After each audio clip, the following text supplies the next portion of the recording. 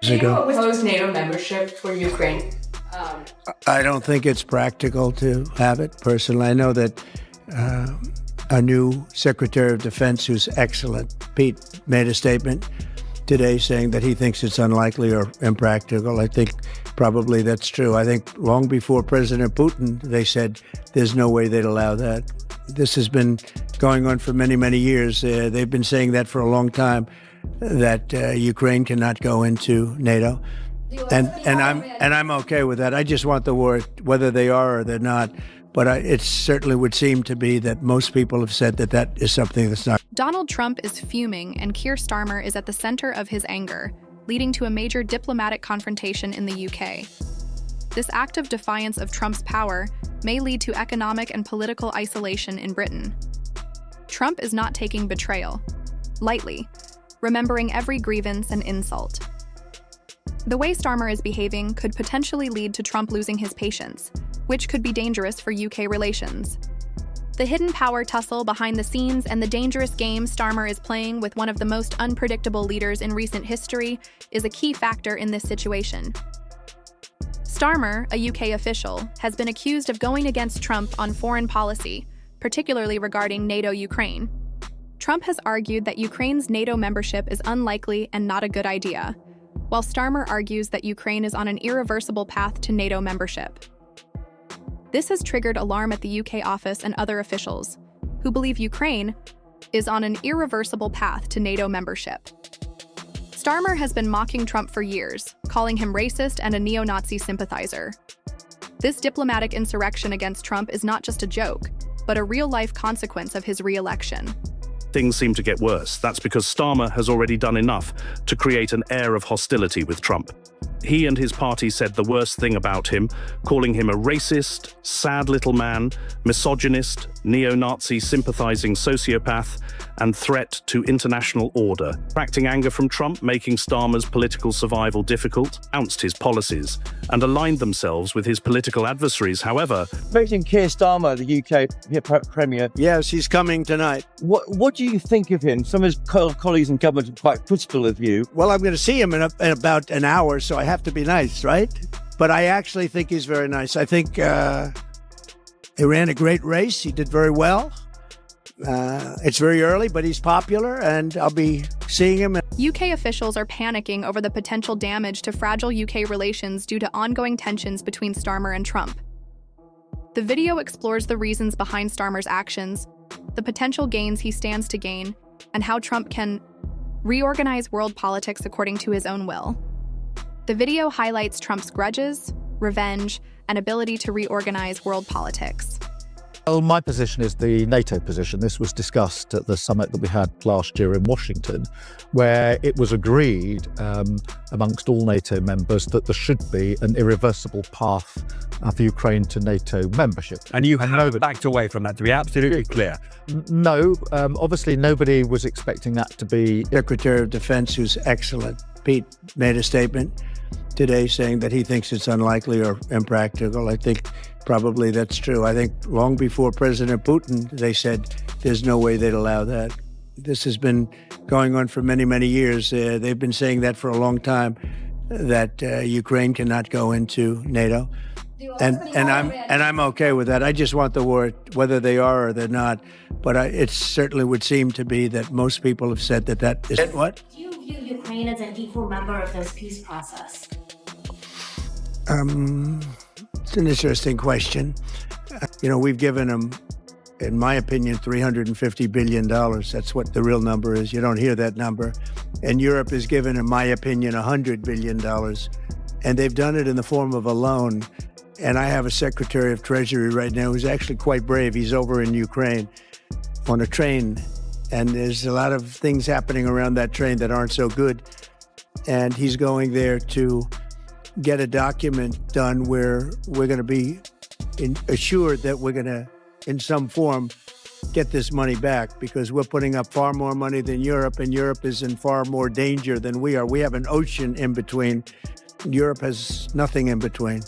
They have in between, they have Ukraine in between. So wait a minute. So as you know, Europe is putting up money and they're getting it in the form of a loan. And the United States under Biden didn't do loans. They just handed money every time somebody walked in from Ukraine. They just handed them money. With Trump back in power, he had every reason to dislike Starmer. The Labour leader had gone full bean against him, aligning himself with Trump's opposing forces and doing everything possible to put distance between Trump's policies and the UK. Throughout Starmer's time in opposition, he and his party had taken every opportunity to denounce Trump, calling him a threat to democracy, destructive to global stability, and an outright loser for a leader. With all of this in mind, Trump had every reason to easily marginalize the UK outright. Trump chose diplomacy at first. He avoided instantly shattering Starmer and started to make one or two polite statements about his electoral victory created, the sense that Trump was willing to forgive and forget all former slights, and seek to reinforce the US-UK relationship that has lasted for so long, despite previous antagonism by Starmer. Some claimed this represented a new, more pragmatic Trump was willing to overlook old grudges for strategic reasons, but then Starmer went terribly wrong. Instead of healing relations, he did the exact opposite. He challenged Trump directly on one of the most important geopolitical problems of the moment: NATO and Ukraine. The photo he took plainly contradicts Trump, who wants to deal with Russia, and agrees that Ukraine will never join NATO. Starmer has publicly asserted that Ukraine is on an irreversible route to NATO membership. This is far more controversial than a simple policy disagreement. Starmer publicly rejects Trump's diplomatic agenda and vigorously asserts his power on the global stage. The fact that Starmer is opposing Trump's position sends a signal that the UK, under Trump, will not follow Washington's lead, and this is precisely the type of defiance that Trump would never tolerate. Trump has repeatedly said in public throughout his career that people who defy him would pay the price. The burning question now is how Trump will respond, and will the UK suffer the consequences? And in regards to Ukraine, you mentioned yesterday that you thought Ukraine's NATO aspirations were one of the main reasons that the war broke out. Who do you blame for the war, Ukraine or Russia? Well, I think that there were a lot of people to blame. All I can say is that if I were president, that war would never have happened. And you know what else wouldn't have happened? The Middle East wouldn't be all blown up. And October 7th. I think Zelensky is maybe the greatest salesman of any politician that's ever lived. Every time he comes to our country, he walks away with 60 billion, and I like him. You know, on the impeachment hoax, #1, he was very good. He said, no, the president didn't threaten me at all. He could have been a grandstander and said I was threatened. Right, Matt? He could have said I was threatened, so I like him. But, President Putin wants to have peace now, which is good. And he did. Trump's stance has always been simple. NATO, as it exists, is a problem. He sees the alliance as sucking resources from the United States to defend Europe and bear the majority of the cost, while European nations have provided insufficient contributions. He wants to reduce America's role, lower budgetary burdens, and shift more defense responsibilities to European nations. Most significantly, an offensive to resolve the conflict in Ukraine on his terms. In conclusion, Trump outlines 3 objectives. 1, stop the war, even if it entails concessions from the Ukrainians. 2, U.S. financial and military support for NATO. 3, initiatives transfer responsibility for European security to Europe, causing shockwaves in Western capitals. The European leadership, including Starmer, trembles at the realization of radical change in this without American support.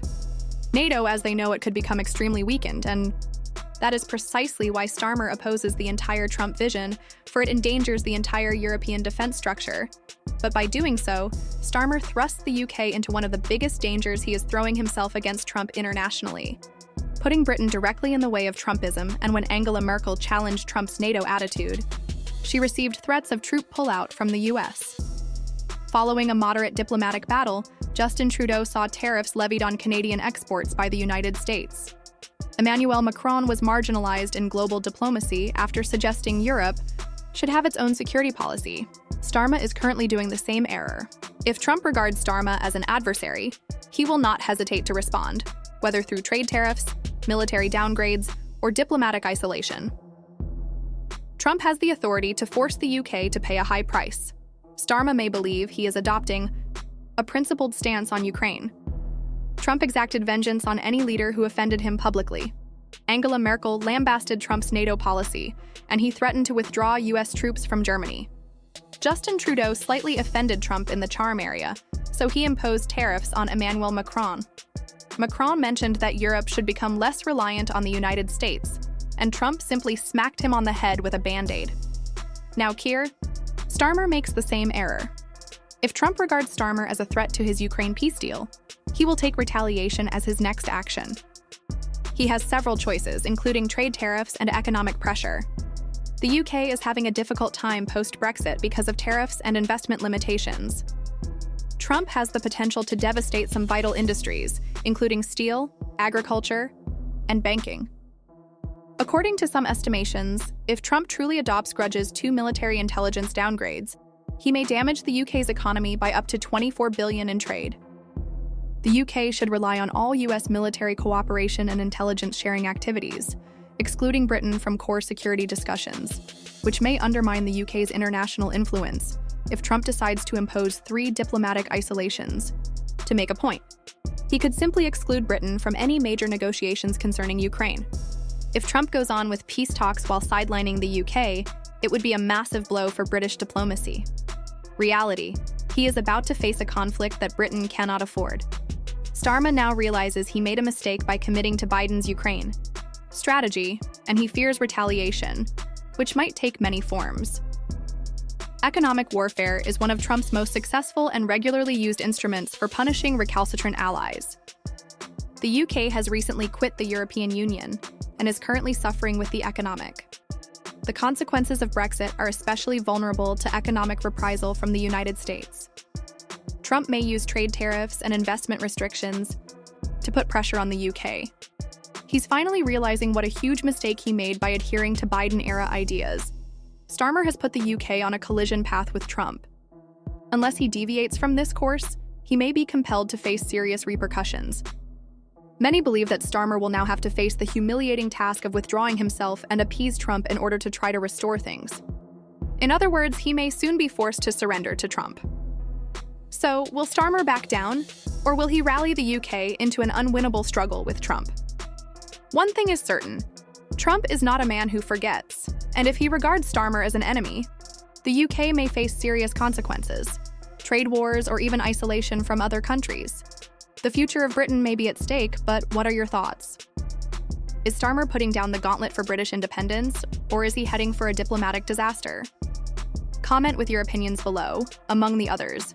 Remember to like, and subscribe to this channel for more in-depth updates on global politics and power dynamics impacting the world. Stay tuned, because the narrative is far from over.